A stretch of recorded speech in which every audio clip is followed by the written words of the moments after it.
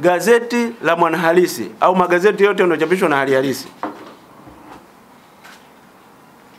yamekuwa magazeti kiongozi katika kuandika habari za kweli, sahihi, zinazopendwa na watu wengi na zinazoikosoa serikali.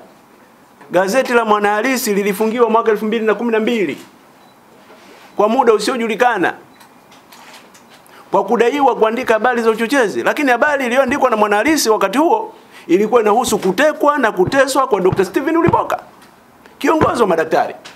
Mwaka 2016 gazeti la Mawio lilifutwa na serikali kwa madai ya kuandika uchochezi. Gazeti lilienda mahakamani, mahakama ikalirejesha, lakini likafungiwa tena mwaka 2017 mwezi Machi.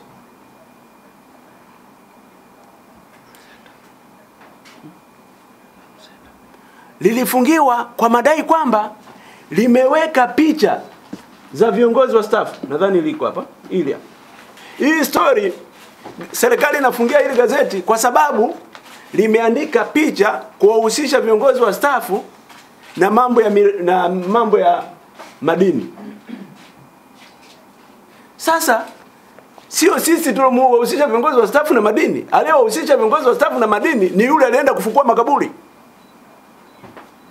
Alipofika pale akafukua makaburi, akaanza kuangalia mikataba, akatuhumu viongozi wakuu wa staff kwamba ndio wameingiza nchi kwenye mikataba hii, kwamba nchi inaibiwa.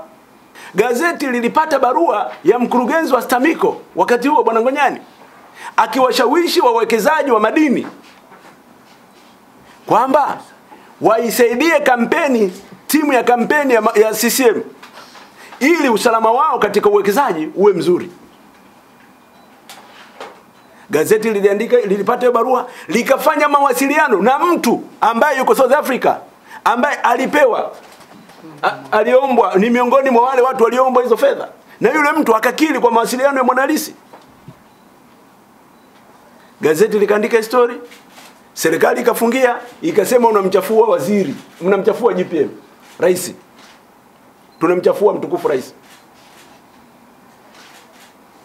Lakini leo Ngonyani, ambayo gazeti hili lilifungiwa kwa sababu ya uchochezi, kwa sababu ya uongo wake, kwa sababu ya kungombanisha rais, ametajwa kwa tuhuma zile zile.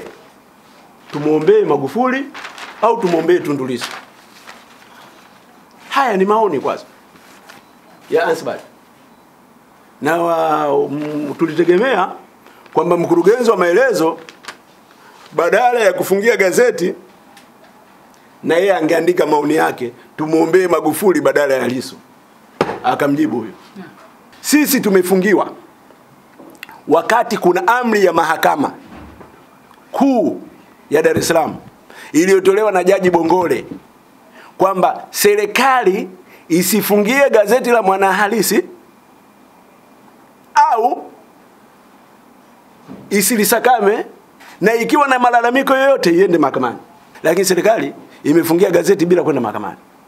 Tumemwandikia barua na tumemsave jana.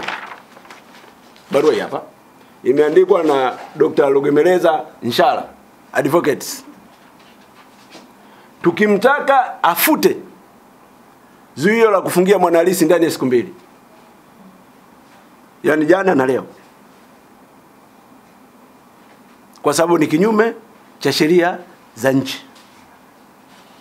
Asipofanya hivyo tutaenda mahakamani.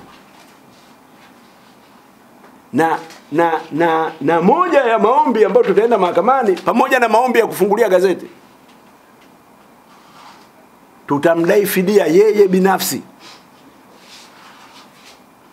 ya shilingi milioni 41 kwa kila chapisho la Mwanahalisi ambalo halikuchapishwa kutokana na zuio lake.